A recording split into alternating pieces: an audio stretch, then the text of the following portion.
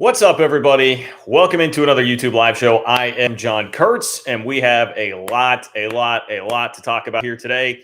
It has been a pretty busy last, 3 days, right? Since I talked to you on Thursday. Last 3 days since I spoke to you last, we have news all across the conference realignment front as it regards to the TV deals of the Pac 12 and the Big 12, and whether or not Oklahoma and Texas are going to actually be able to get out early. Dennis Dodd put out a report from CBS Sports that was, I wouldn't say contradictory of the report that we saw from Brett McMurphy, but just had some sourcing that casted more doubts on the ability of Texas and Oklahoma to actually leave the Big 12 a year early than what the Brett McMurphy report did. We also have more momentum on the front of potentially non-con games being scheduled in 2024 for Texas and Oklahoma against Big 12 schools as being a way to try to negotiate their way out of the Big 12 a year early. So there's a lot to chew on there. And I know that's not really the headline of the video here. And that's because, I debated back and forth as to what is the more compelling point to really dive into here that we have discovered in the last couple of days. I landed on what we found out from the Sports Business Journal about the Pac-12's TV deal. And I guess when I say found out, it's not really a report. It is more a prediction from the Sports Business Journal. But the Sports Business Journal is elite at what they do, and they are plugged into what's going on in the industry. So when I see a prediction about the Pac-12 TV deal, I am generally inclined to go ahead and believe that there's a good chance that that happens. Now, I have not seen any response from the Pac-12 world on this. I'm seeing, are you guys okay on the sound? I'm seeing some people complaining about the sound. I'm hoping that that is okay. It does look like my levels maybe a little bit low here. The report, anyway, from the Sports Business Journal, I am inclined to buy into quite a bit because they're so legit. They're so legit at what it is that they do, and they're really plugged in. So even if it's not totally reported, I am inclined to think that there's a good chance that that is going to be accurate. I have not seen anything from Wilner or Canzano on that. So that is the only thing that gives me maybe a little bit of pause. But we have a whole Wilner mailbag to dive into, which has all sorts of stuff. There are just a bunch of nuggets as far as that goes. And the long and short of the note on the Pac-12 TV deal is that the prediction from the Sports Business Journal is that the Pac-12 TV deal would wind up being more per school than the Big 12 slightly, but it would come at the expense of exposure because it would be predominantly with Amazon, which none of that is super surprising. It feels like that's where everything has been trending, and it's what a lot of the Pac-12 folks have been saying for a while is a likelihood, but now seeing it from the Sports Business Journal makes it more of a reality. Feels like it's taking a step toward that reality. Now, at the same time, Wilner also said in his latest mailbag, it could be all the way to March before we actually find out about the Pac-12 TV deal, before something gets ironed out there. So who knows if it is actually that close, but it would seem like the momentum is continuing to push toward the Pac-12 with Amazon. And then the discussion there becomes, what are you actually giving up in terms of exposure if you're going to take a little bit more money from Amazon as opposed to maybe taking a PR hit from having a deal that's a little bit less than the Big 12 if you're going to have it more with ESPN than Amazon and adding more exposure there. And again, this comes back to Brett Yormark already getting the Big 12 TV deal done with Fox and ESPN and locking up some of that exposure and the advantages that come with that. It's just a pretty fascinating dynamic going on between those two leagues.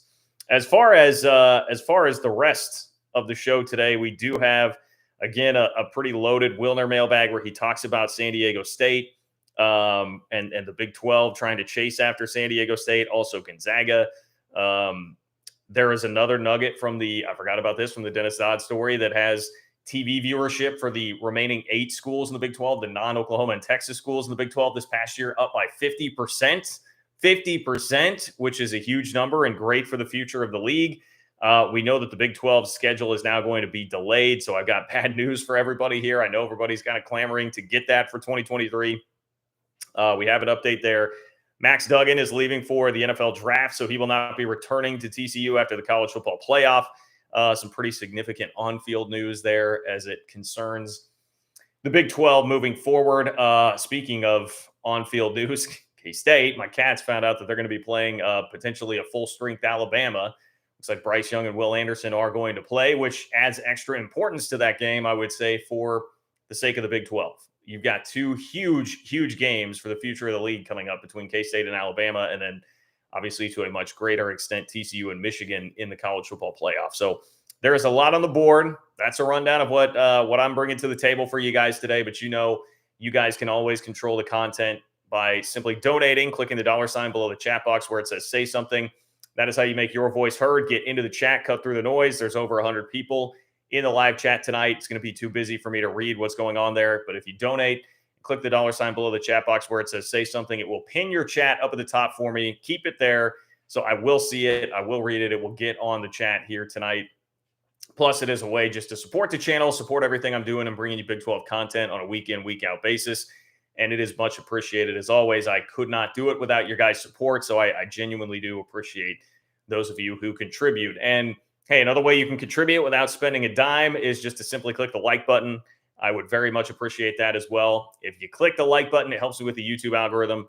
If you are watching this after the fact, shoot a comment in the video as well. Comment, tell me you love me, tell me you hate me, tell I'm an idiot, tell me I'm an idiot, whatever it is. The comments also really help. So I would appreciate that. I think that's most of the housekeeping stuff. Let's get on with it, shall we? A lot to dive into here. It seems like kind of like last year, we get out of the season and into bowl season, and now there is a lot of chatter about what's going to happen with the future of the leagues, the TV contracts, etc. And we get more of that news starting to come out as now the season has really slowed down a little bit, right? There's less going on for athletic directors. We've had conference meetings. That's where in Vegas stuff started to trickle out more about what was going on with Texas and Oklahoma. And again, more on that coming up in just a little bit here on the show. But this was the blurb from John Ourand of Sports Business Journal. I hope I'm pronouncing that correctly. My apologies, John, if I'm not. But from John Ourand of the Sports Business Journal, this was in his whole column basically was different predictions for the upcoming year.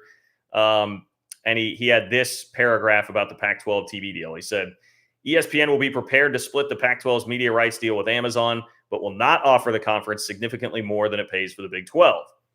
That will lead the Pac-12 to sell almost its entire media package to Amazon for a price that is slightly higher than what the Big 12 gets from ESPN and Fox. The Pac-12 will carve out a handful of primetime football games that it then will sell to CBS. Okay, so a little bit of the package going to CBS, a little bit of the package going to ESPN, and then a large portion of it, the majority of it going to Amazon. And I think a couple of things to clear up here.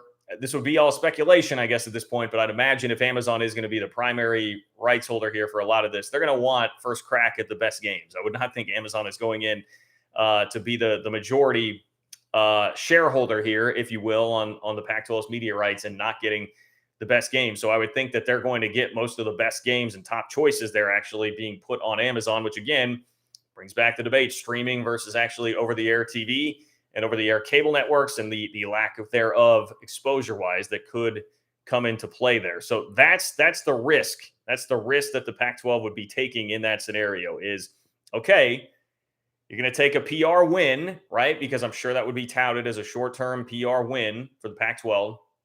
Hey, we got, if the Big 12 sitting here at like 32 per school, what if it's 34? We'll just throw that number out. Totally speculation, but 34 per school with the majority of it coming from Amazon. That's a PR win. The Pac-12 gets more money than the Big 12. But then it's, okay, how many more people across the country have access to ESPN, have access to Fox, have access to FS1, whatever, as opposed to Amazon Prime, Amazon Video? And I know, I did see a comment scroll past to somebody saying, well, it's fine with me. I've got Amazon Prime. I've got Amazon Video. I'm good. But it's just, I understand that can still be pretty easy, and it's not a tough thing for a lot of those of us that are junkies. And if we're trying to watch a game, we'll find a way to watch a game. But if you're talking about just casual fans, and even more so like Heisman voters, how much trouble has the Pac-12 had with Heisman voting over the years, with getting teams into the playoff, just exposure, seeing teams, it is going to be a more difficult proposition for the league exposure-wise on Amazon in the short term. Now, I will say one thing that was brought up by John Wilner before, and he leaked this kind of into his mailbag without directly addressing this prediction from John Ourand. But I do think it's at least somewhat compelling. He said Amazon would create endless commercial opportunities for the schools beyond the game broadcast, as we suggested a few months ago. The Pac-12 isn't evaluating Amazon based on the sports media world as it exists today. It's evaluating Amazon based on what a partnership would look like in 4 or 5 years in a rapidly evolving landscape of technological change and media consumption.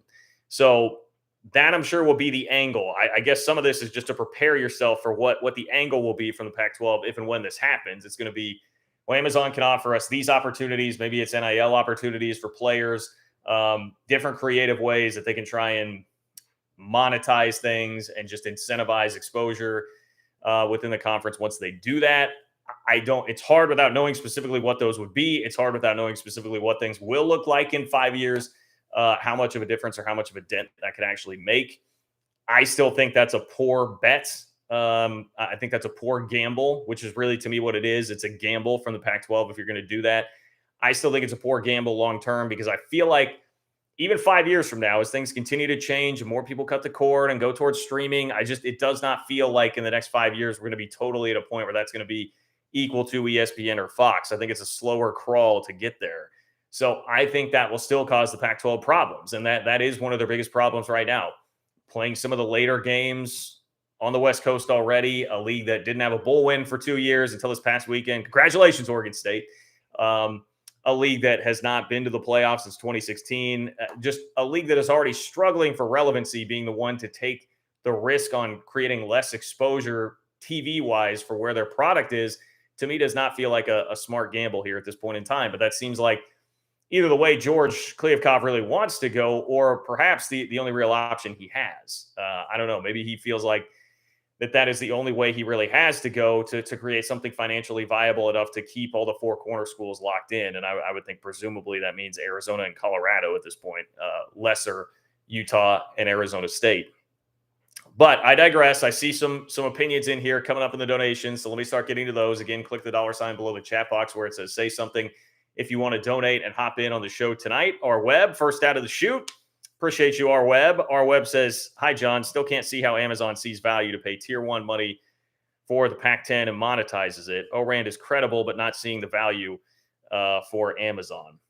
Okay, so still can't see how Amazon sees value to pay tier 1 money for the Pac-10 and monetizes it. ORAND is credible, but not seeing the value. Okay, so yeah, I guess what you're saying here is you think ORAND is overvaluing what Amazon would do here. I think a part of this comes back to the conversation that we've had before, where I think a lot of the value for Amazon is just simply getting more people to be signing up for Amazon Prime and their products and using all of that. Now, an interesting angle, and I think we were DMing about this a little bit, our web, an interesting angle and kind of offshoot of that is, okay, well, if they're going to do that, if Amazon is going to do that with the Pac-12, that's a league that's already as ingrained with Amazon. That's an area of the country that is already as ingrained with Amazon as any across the country. Like Amazon being based out of Seattle and being in the Pacific Northwest, you have a lot of people that are already very, very in bed with Amazon. So there would be less value potentially in terms of new customers in that market than there would be if they did it, for instance, with the Big 12. You would potentially be picking up new customers because it's not as ingrained in the culture there to be totally in bed with Amazon. I guess I can understand that. Like I can see some of that, and maybe this doesn't happen. But I like you said, ORAND is credible. I'm deferring to the credibility here of him, and not just that, but what we've been hearing slowly but steadily from the John Wilners and John Canzanos of the world as well, which is that for months they continue to push further and further toward Amazon or Apple, whoever it was going to be, getting in the streaming game, and the Pac-12 having to go that route as opposed to the more traditional route with their TV deals. And I would also throw in, it just feels like that was even heightened when the Big 12 got the TV deal done with Fox and ESPN to suck up some more of that inventory, particularly from ESPN.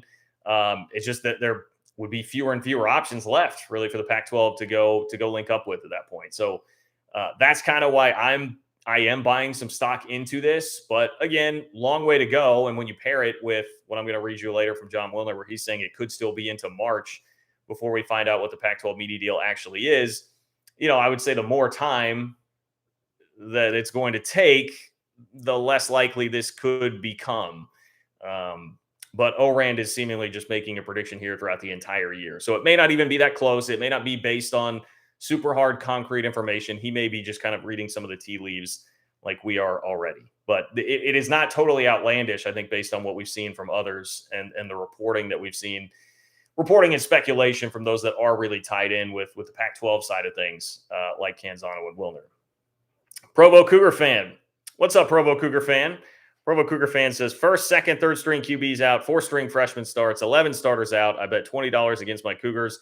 Best $20 I ever lost. Go Cougars. Man, I didn't realize BYU is that beat up, but hey, congrats to BYU for winning the New Mexico Bowl 24-23 over SMU. And not only that, but I've been very impressed, Provo Cougar fan, by the Twitter game, the social media game of BYU after that, because they had a lot of graphics ready about heading to the Big 12.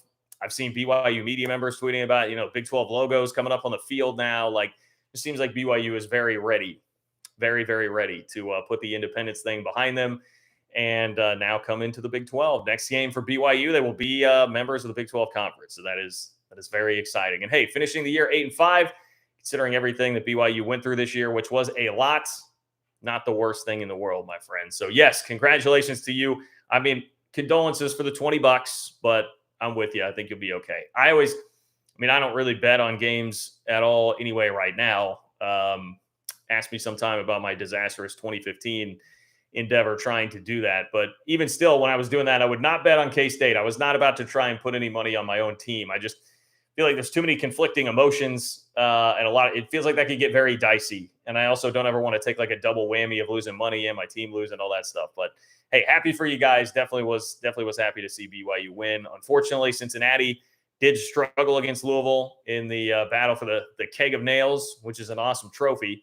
And one of the weirdest you're playing the game in Fenway, two schools that now are like both coached by the same coach, the Scott Satterfield Bowl.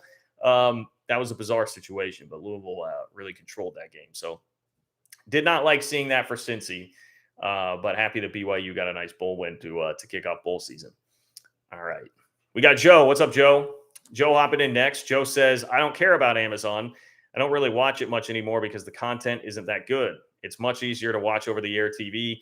32 v 34 means diddly squats. Yeah, I mean, the money, he's saying a slight increase over what the Big 12 TV deal would be per team. It depends on how much that is as to whether or not I would say that there is like any significance to that. But yeah, it would be very little. If we're talking a $2, $3, $4 million difference, that's very little. It's not really all that significant in the grand scheme of things. And it would come back to what a lot of us have been saying for a long time. And it's kind of been the refrain from Pac-12 country. Like, hey, look, these leagues are very similar in terms of what their value actually is. But I feel much more secure in the hands of ESPN and Fox right now. As much as we've had our issues with ESPN and Fox, particularly ESPN, I feel much better in the exposure hands of them as I would Amazon right now. I think the Pac-12 would be taking a chance that they are jumping in at just the right time as opposed to too early. And some of the extra stuff that they could work out with Amazon, creative things, would take off and they would create like the next big thing. Like, this is the next big wave. This is what we're supposed to do. But you could also be starting another Pac-12 network, staring down the barrel of something like that that's going to become sort of an albatross for the league in a couple of years. So we'll see. I mean, I will say this for the Pac-12. They got good news today in that Bo Nix is coming back to Oregon. So you're going to have Caleb Williams, Bo Nix, and then Michael Penix is coming back to Washington. So they should have another pretty good year on the field. But it's going to be, hey, in years moving forward here, will people be able to see it? Will people be able to see it? The other thing that's annoying about Amazon, and I mean, this may seem like a small thing, but if it's not going to be like, I use the YouTube TV app, right, to flip back and forth between games that are going to be on ESPN or Fox or ABC or whatever. If I have to exit out of that and go to a completely different app to be flipping back and forth between a game, that's a lot of effort that I don't want to go through, and that could stop people from doing it, even if they have Amazon. So like little things like that, I think, become somewhat important when you're thinking about how all of this would actually work and how it would go down. Our web says not enough quality inventory for 3 partners. Well, that may bring us back to the expansion discussion, which is a whole other deal, because George Kliavkoff has been very steadfast in saying we're going to do the TV deal first, then we're going to get a grant of rights signed, and then we're going to talk about expansion, which I would think a lot of that is because they don't feel like any of the expansion candidates are really that additive. So who cares? Just go get the TV deal done first. It's not like you're missing out on money, right? You're not leaving money on the table by not having San Diego State and SMU lined up at the time that you go get your deal. I think that would be the idea there. So I guess I understand that. But if you do have 2 other teams, that is more inventory. and more games that you could spread out and more. Plus, one thing that Wilner talked a lot about this week in his mailbag is that he suspects their next media deal is going to include Friday night games for sure. That seems like, we hear about the after dark slot. If they can do Friday night, Pac-12 after dark, creating a niche and creating a spot where there's going to be no competition there, that is something that they'll definitely want to happen. And that was one of the things he mentioned. Like, that may very well take expansion, more teams being added to the mix in the league if they're going to legitimately be able to produce Friday night games, which we know will be a key part of what it is that they're trying to do. And when we talk about the battle for exposure, that is a way to help create a little bit of extra exposure there. So I would think expansion is going to happen at that point. And again, it seems like San Diego State and SMU would be the two most likely candidates. Daniel, what's up, Daniel? Daniel, I appreciate your support as always, my friend. Really, really do. Daniel chiming in about K-State, baby. In Husker land. So Daniel's out in Nebraska. So 7 straight over Nebraska. It truly is great to be a Wildcat in Husker land. Yeah, K-State knocked off just a couple blocks from me at T-Mobile Center downtown here in Kansas City. Beat the crap out of the Huskers this weekend in hoops. Maybe a little bit close to the end there, but double-digit win for K-State. Played pretty well. That was good to see. Man, I'm getting excited about K-State hoops heading into Big 12 basketball season here. We know this conference is really good. K-State is 10-1. I feel like they can compete at least for a tournament spot, which is pretty remarkable considering there were 2 guys that came back from last year's roster and all the retooling that had to be done for Jerome Tang and company. Keontae Johnson, definitely somebody that even if you're just a casual Big 12 basketball fan, you're going to want to watch some Keontae Johnson this year. Great story. Obviously, he had the heart issue at Florida, collapsed on the court, has come back and is playing at a first-team All-Big 12 level. He's putting up 18 and 7 right now and shooting 60% from the field and like 52% from 3, I believe it is. Just unreal numbers from Keontae so far. So Keontae and Marquise Noel is a couple of pretty good players there that K-State's riding really hard right now. So we'll see. I'm excited for Big 12 basketball firing up. K-State's got a game against West Virginia the same day of the Sugar Bowl. It'll be later on that night. That'll be an incredibly intriguing game as we head into Big 12 play. And hey, I mean, I watched a decent amount of Kansas, Indiana. The Jayhawks look great. Indiana's a pretty legit squad, but the Jayhawks look really, really good. And Texas, obviously, going through everything with the Chris Beard saga right now is a very interesting storyline, how that roster, which seems built to go to the Final Four, compete for a Big 12 championship right now, how do they handle everything that's happening, swirling around them? So, yeah, we'll mix in a little bit of basketball as we move forward here. But, Daniel, for you, very happy, my friend. Obviously, selfishly happy for me also. But if you're going to be up in Nebraska, it's got to be kind of nauseating. For you there. So I'm glad you have the bragging rights. Not a great time to be a Husker, although Matt Rule does look like he may have the inside track to the number 1 player in the country in 2024 because he has the kid's relative on his staff and just decommitted from Ohio State. So we'll see about that. I would hate to see that. Would love for Nebraska to continue losing, but I think Matt Rule is going to be better than Scott Frost. No doubt about that. Zach, what's up, Zach? Zach says, and I appreciate the support, Zach. Zach says, funny, I've never seen Prime on in sports bars or at sports books. Big 12 could still sell additional streams for Tier 2 after first right of refusal. Another good point, Zach. Another good point. At every bar in America, they're going to be using. Now, I don't know how many bars. I don't have any insight into what a typical bar, what's easier for them. It's like they go the DirecTV route, if they go local cable, if they go just streaming. I don't know what most places are doing right now, but I would imagine most of them are not in like full streaming mode where it would be easy for them to just go open up the Amazon app and throw on a game that way. Now, if the Pac-12 does do its deal like that, I mean, you can bet there would be a lot of bars in the Pacific Northwest and on the West Coast that would make sure that they have it, but would it be enough to really make a difference in what's happening on the East Coast, right? I mean, on the East Coast where the games are already late, and now you're adding another step where they can't just throw on ESPN necessarily for the best Pac-12 game and Pac-12 After Dark, if it's going to have to be jumping through the hoop of going to Amazon, or say it's not After Dark and you've got your best game at 3:30 Eastern or whatever, and now all of a sudden it's up against, okay, so like the better game, the SEC game, right, is going to be on where they're already at YouTube TV or cable or DirecTV, and they would have to switch something to get to the Pac-12 game. Are they going to go through that trouble on the East Coast? No, probably not. So now you're talking about less exposure across the country. That is a very good point.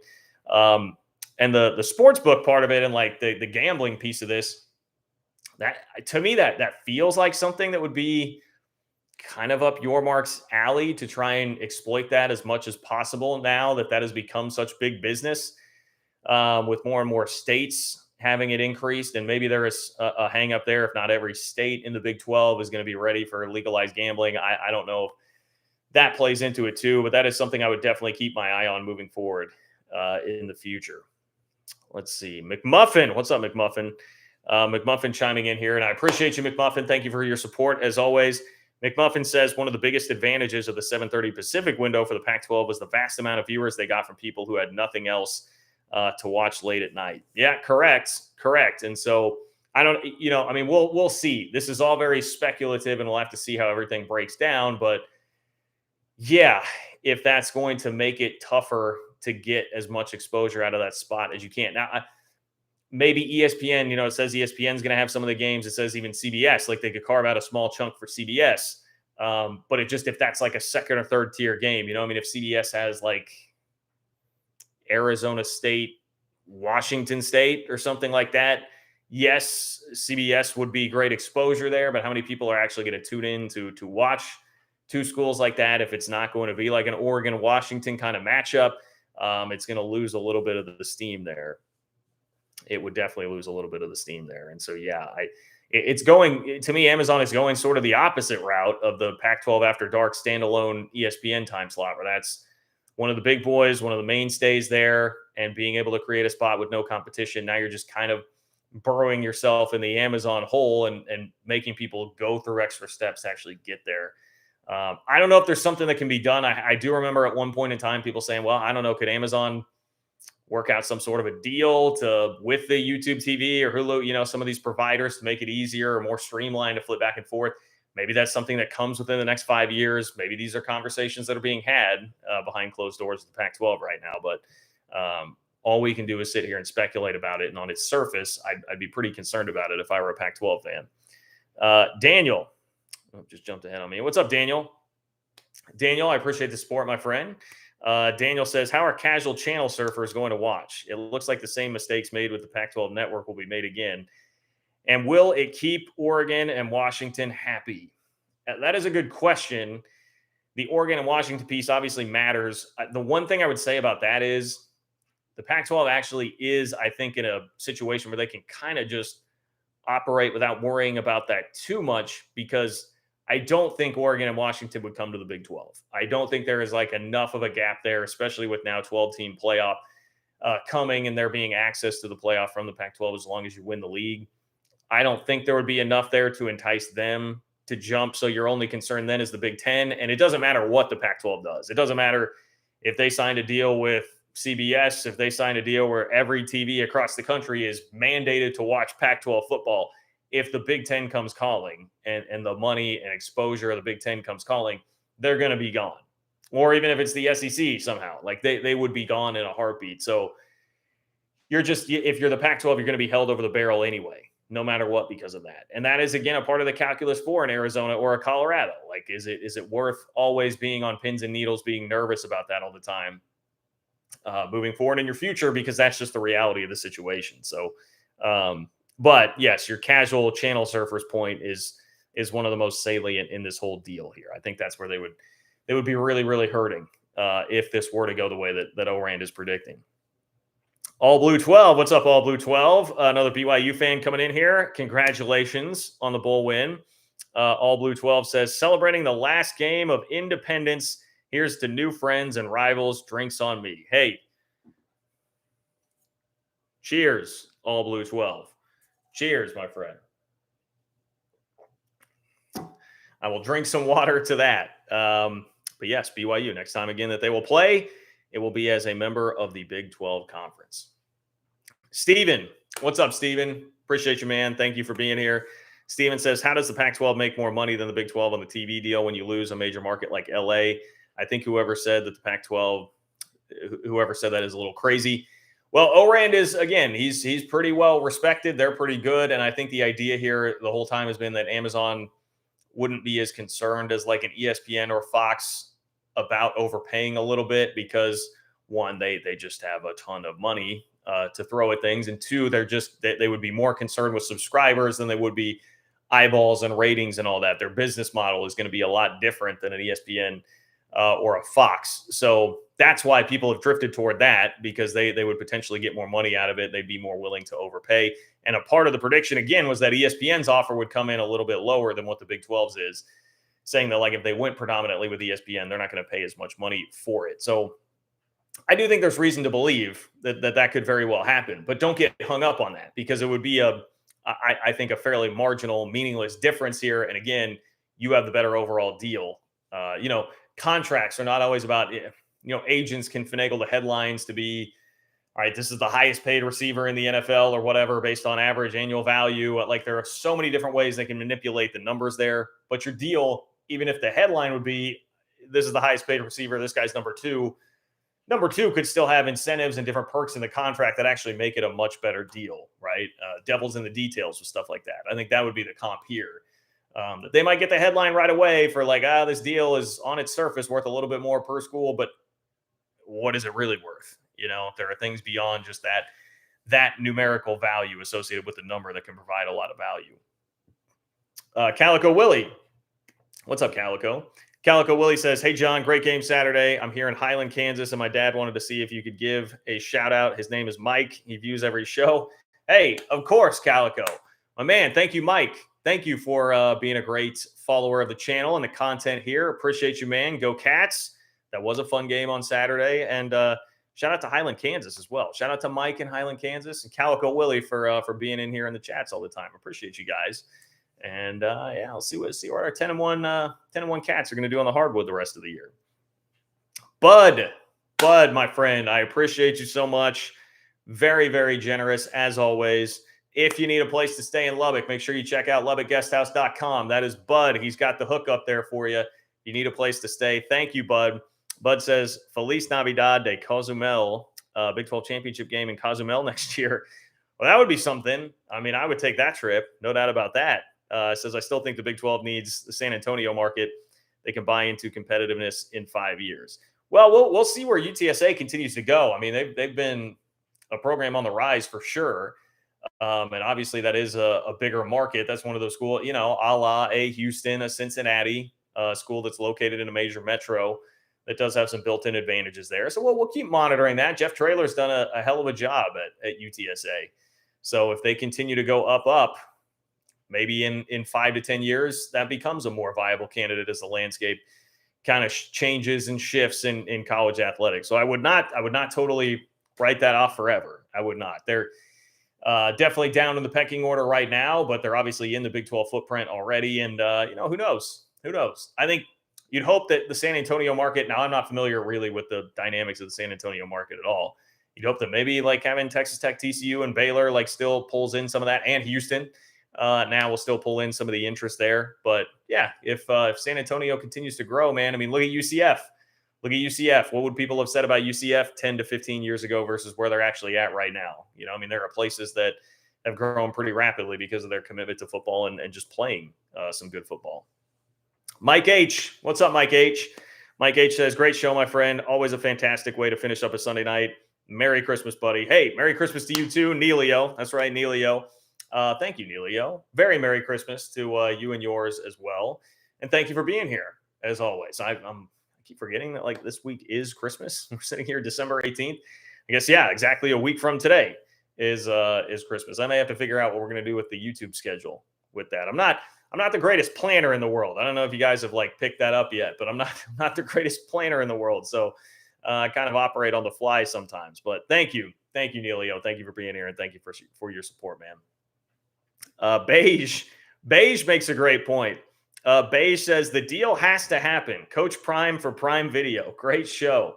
I did see, I think Colorado's already announced there's going to be a documentary, which like if you're going to hire Prime, you've got to do the documentary. I mean, you can't not do the documentary if you're going to bring him in as coach, right? If you're going to play to his strengths, That's what you have to do. You have to go fully all in and just let cameras everywhere, which is already basically what he's been doing.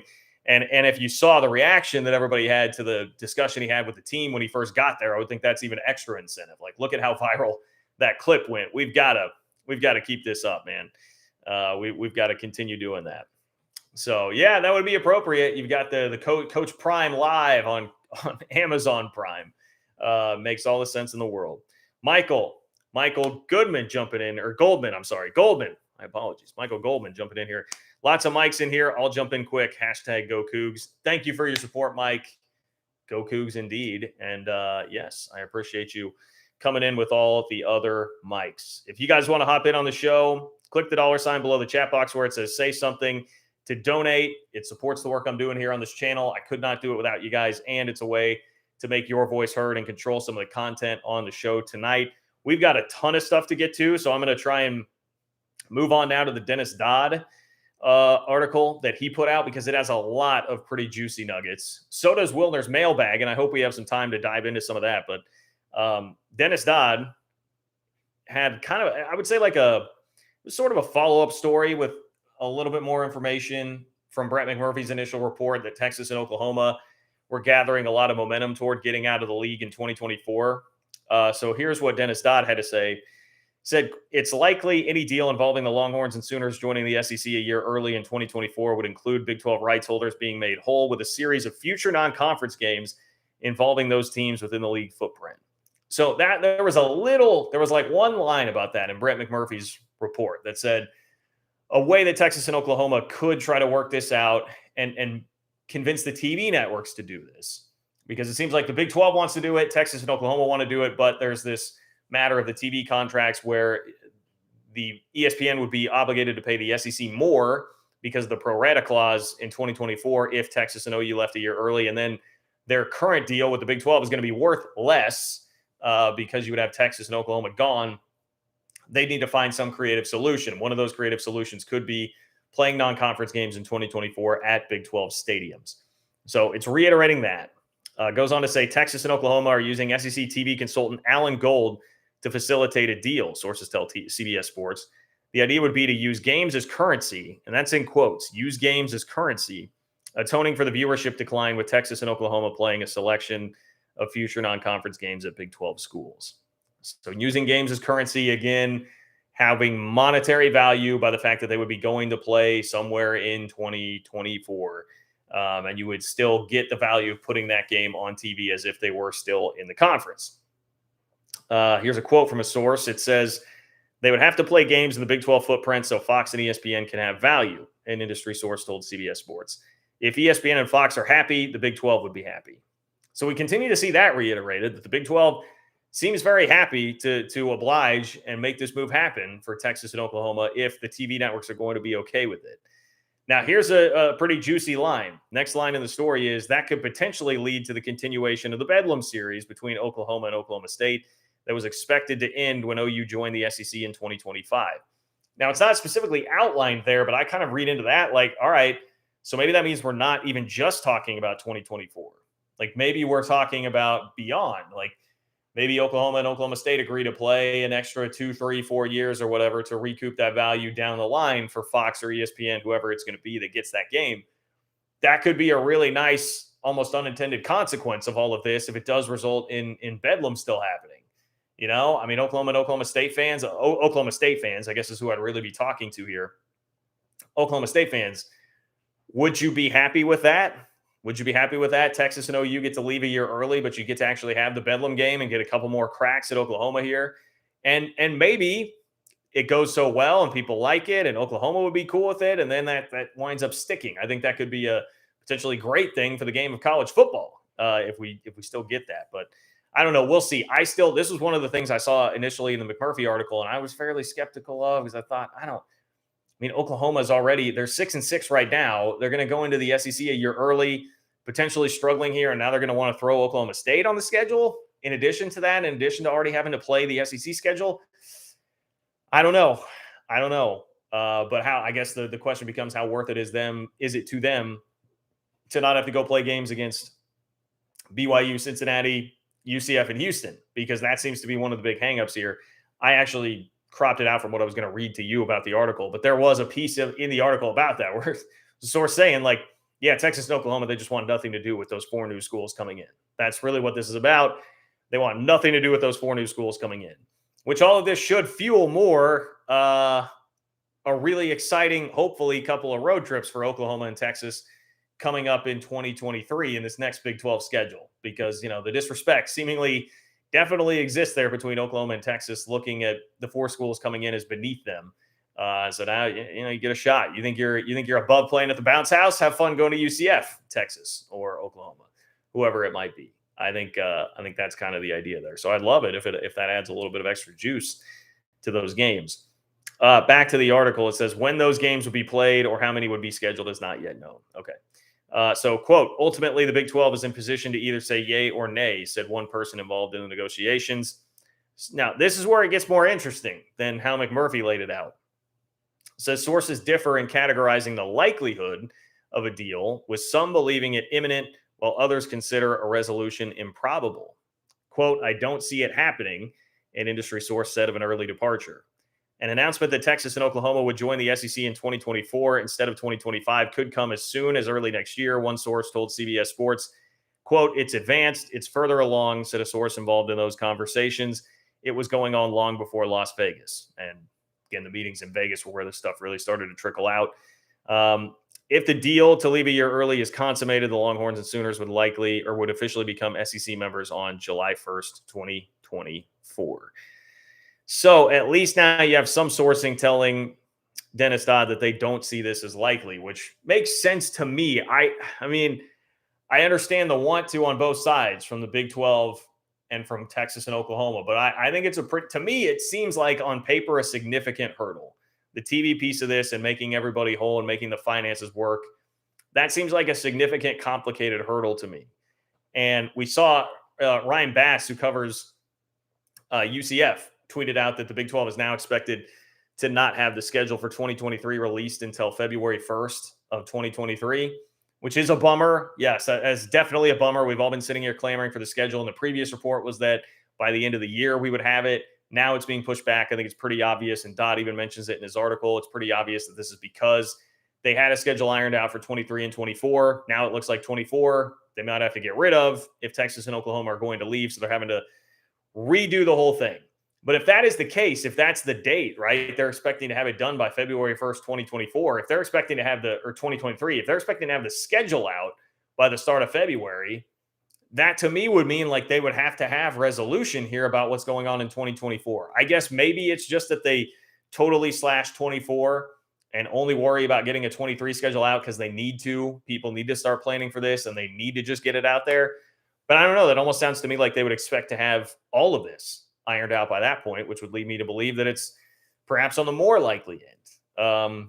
But I don't know. It's a lot to sort out. And I think for fans, the immediate bummer is having to wait longer for that schedule. Not just because everybody wants to get everything planned out, but it's just exciting, right? We've got new teams coming in. New schools definitely want to know where they're playing. Like as a K-State fan, I'm a little antsy about it. Like, what's the schedule going to look like next year?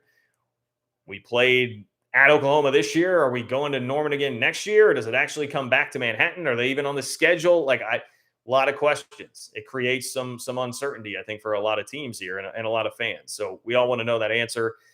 But I think we all can understand that there are bigger things at play here that need to be figured out. And so I do get that. More from Dodd's article. It says lacking on-field performance this year actually helped Texas and Oklahoma in their endeavor. Interesting. It's like when NFL teams or NBA teams, whatever, people tank, suck for luck. You try to tank to get the high draft pick. Maybe that was the whole plan. Texas and Oklahoma were playing 40 chess this past year. They were tanking to try and get out of the league a year earlier. That 6-6 season for Oklahoma and Brent Venables. Brent Venables is really just too smart for all of us. He was doing that to help Joe Castiglione, his buddy, as an AD, have more leverage and more ammo to get out of the league early. Now, why would that actually help them get out of the league early? It's because OU's ratings were down significantly during an uncharacteristic 6-6 season, and industry analysts told CBS Sports that the ratings of games involving the other 8 current Big 12 schools were up almost 50%, which is huge and falls totally in line with what we've seen from, for instance, the ratings in the Big 12 championship game, which at its peak were higher than any other game on championship Saturday.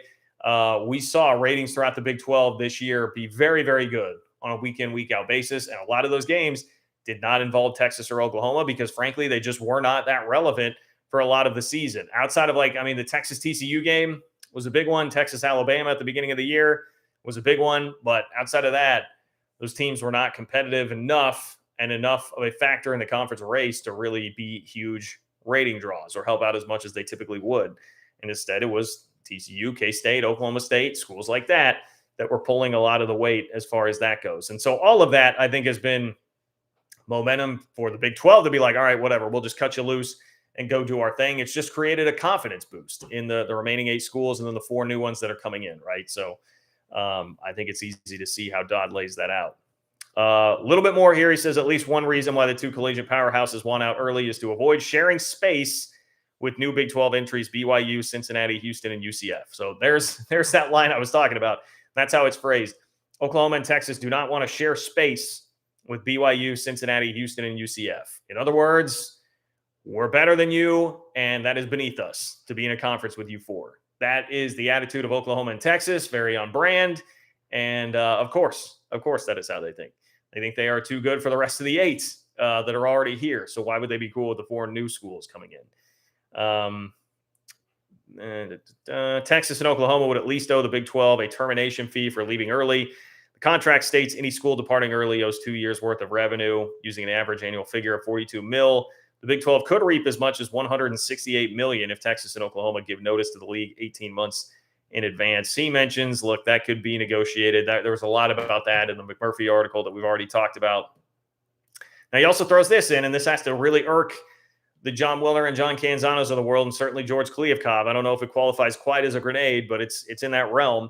It says the Pac-12 remains without a new media rights deal, with their prospects seemingly diminishing. The likes of Arizona, Arizona State, Colorado, and Utah could potentially be lured to the Big 12. The idea would be to convince those schools that they could make more money in the Big 12. And see, I would actually even disagree with that a little bit.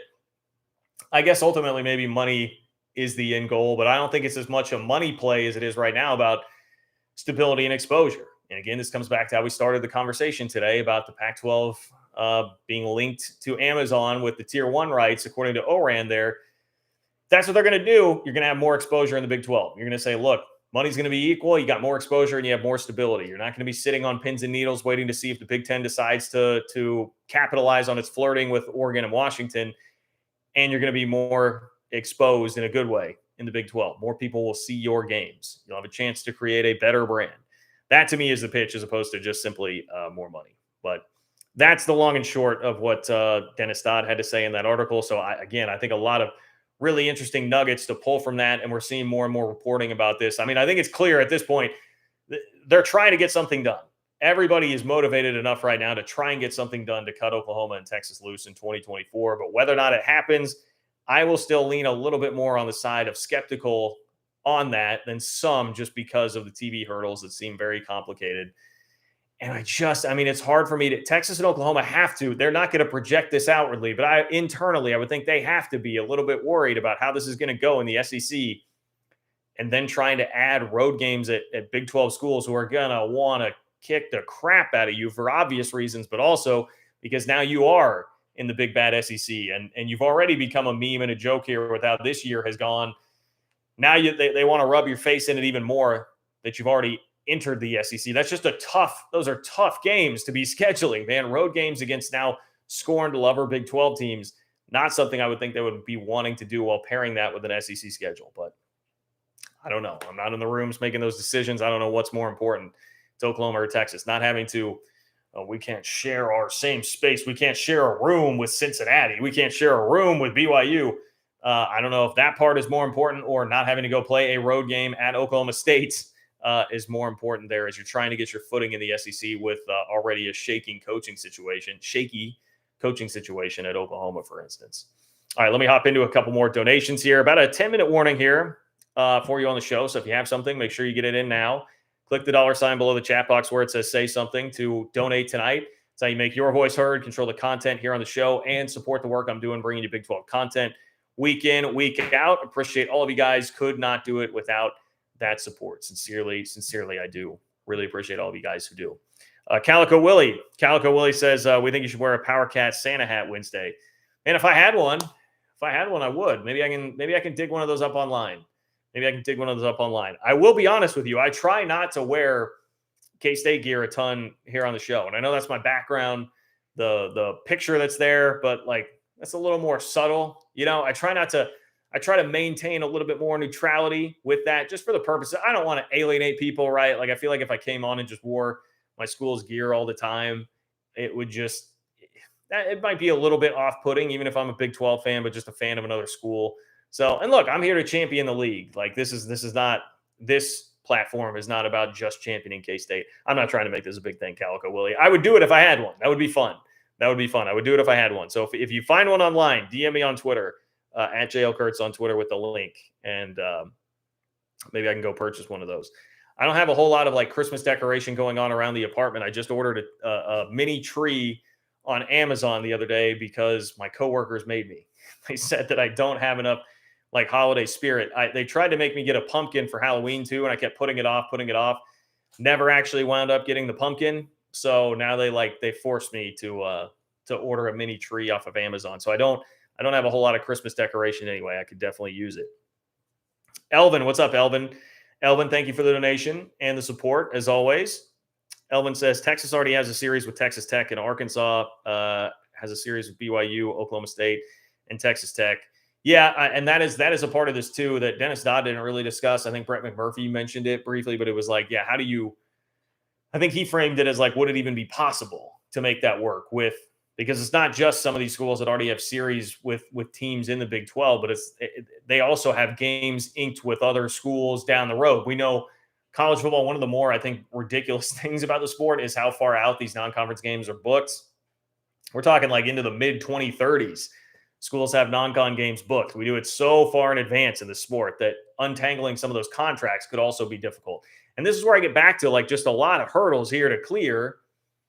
If you're going to have to be untangling future contracts with other schools to then be able to go play a road game that's going to be a tough one that you wouldn't want to schedule starting in the SEC anyway. We're going through a lot of steps here just to try and get out a year early for these schools instead of sucking it up for another year and just playing those games there. So that is why I do have some level of skepticism towards it happening.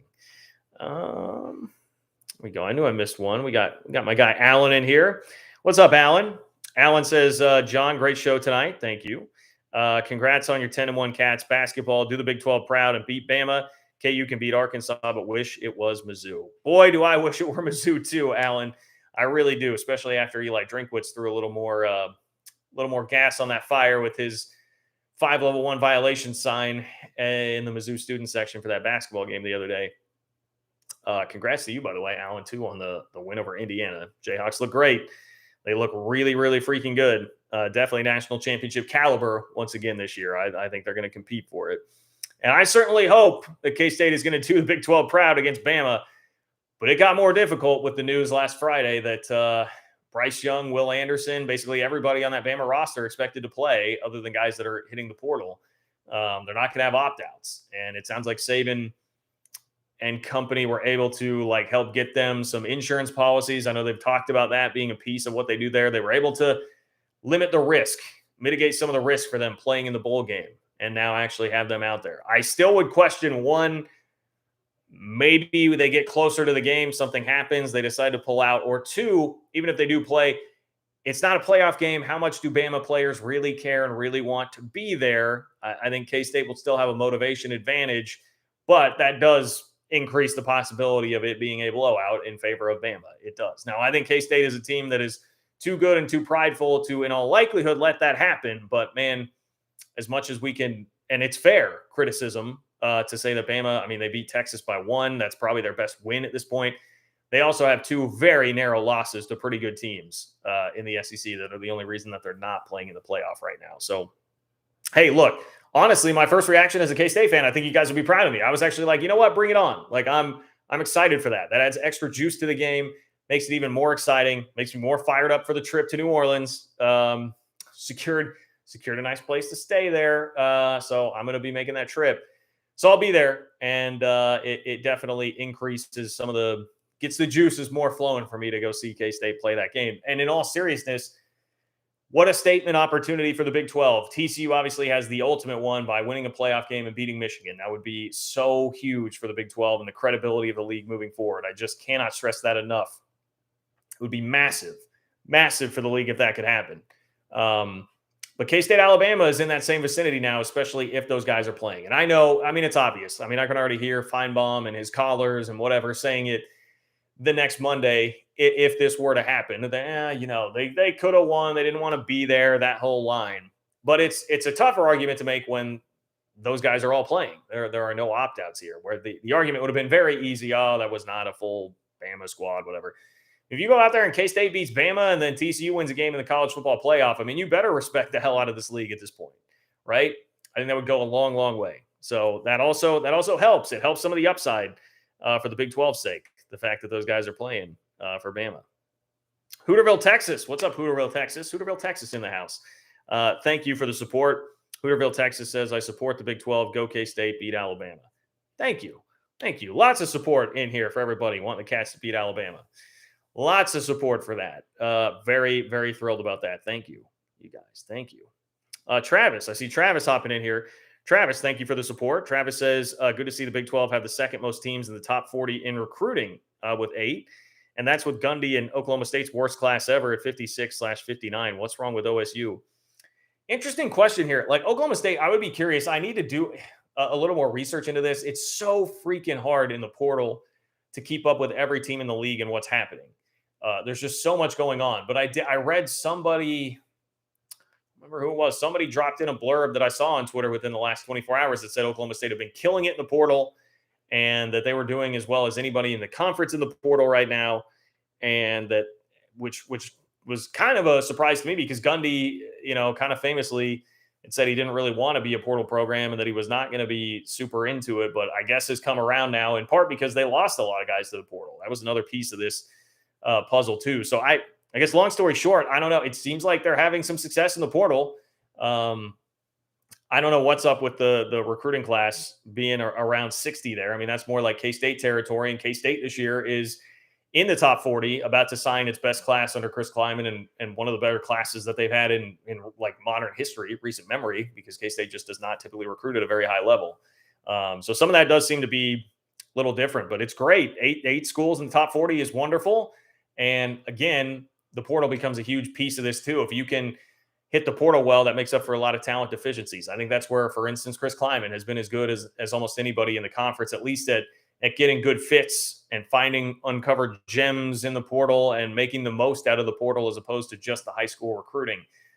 K-State squad this year is a perfect example of that. So that can be a great equalizer too. But always happy to see that future talent acquisition. That's going to be huge, and everybody needs to take advantage of that as much as possible. And if we're talking about recruiting, again, go beat TCU, beat Michigan in the playoff, see what happens to Big 12 recruiting. Now you can sell, not only can we make the playoff, you can get to the championship game.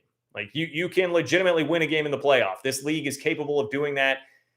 That helps you sell it on the recruiting trail. It does. And TCU, by the way, they got a former Bama receiver, former top 50 recruiting Bama receiver to transfer, which I'd imagine that their run this year and that exposure has certainly helped that. Okay, I'm leaving Bama, but now I'm going to a place that literally just made the playoff. I can still make the playoff here. Zach, what's up, Zach? I wondered if we'd hear from you today, Zach. Zach says, I'm so ready to leave this year in the past as a Cincy fan. I know we'll struggle in the near future, but I'd rather be 6-6 in a Power 5 league than repeat this BS. Well, I'm sorry, Zach, man. I feel for you. I watched a good chunk of the middle of that game between Cincy and Louisville, and yeah, the Cincy offense just didn't have much working. And you combine that with your coach leaving, with Fickell leaving, and I think it was a surprising, not just that your coach left, but after surviving last year, I would just imagine that ingrained a lot of confidence that you were going to have Fickell heading into the Big 12 this year, and then to lose him to Wisconsin, it's brutal. Fairly underwhelming hire in Satterfield, or at least just kind of a curious hire in Satterfield. It's a little tougher to just all of it. I feel for you, man. I feel for you. And then you lose a rivalry game in the bowl game where you just got your coach from and the team that he just built. I mean, just all that. A lot of weird emotions, I would imagine, going on for Cincinnati fans. So look, do I think that there could be there's going to be a learning curve. There's going to be just a little bit of like, it might take a little bit of time for you to catch up with playing Power Five competition on a week in, week out basis in the Big 12. But I've stressed this many a time. Cincinnati has had a wonderful history of making good hires and still being a really competitive football program. So at least, and I understand what you're saying too, where at least being in a Power Five conference, new teams, new opponents, fan bases that care. I remember having that conversation with you at one point. Playing other fan bases that really care on a week in, week out basis just enhances the fun of the season. And it totally does. It makes a big difference. Perfect example, I think, for me, I've talked about the basketball game K-State played against Nebraska this weekend. Like, just having it be Nebraska as opposed to, even if it was just like inside, I'm trying to think of like an ACC team, like a mid to lower tier ACC team, like Boston College or something, like throw them in that game. It would not have had nearly the meaning or excitement as it did with Nebraska, where it's a school with big fan base that cares and regional rivalry and all that. It just adds to it. So I get it. I definitely get what you're saying, and hope for improvement for Cincinnati. And I hope the best for Scott Satterfield. I hope it winds up being a great hire for Cincy.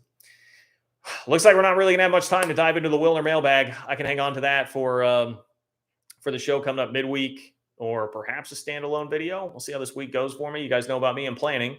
But we covered a lot of ground, I feel like, here today. So I appreciate everybody. Thank you for all of you who are here supporting. A reminder, if you could go like the video, I would appreciate that. That always helps. Totally free.